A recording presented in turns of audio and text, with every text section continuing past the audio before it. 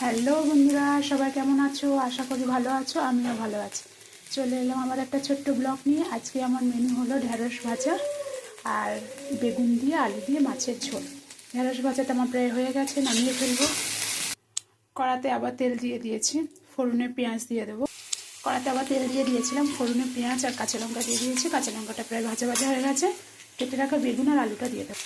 আলু বেগুনটা ভাজা ভাজা হয়ে গেছে। এখানে মশলাগুলো আমি অ্যাড করে দিয়েছি। মশলার মধ্যে এখানে আমি একটু সর্ষে ব্যবহার করেছি। সর্ষে আর রসুন কাঁচা লঙ্কা একসাথে পেস্ট করে দিয়েছি। স্বাদ অনুযায়ী লবণ, হলুদের গুঁড়ো, কাশ্মীরি গুঁড়ো লঙ্কা। এবার ভালো করে একটু কষিয়ে নেব যতক্ষণ না মশলা থেকে তেল ছাড়ে।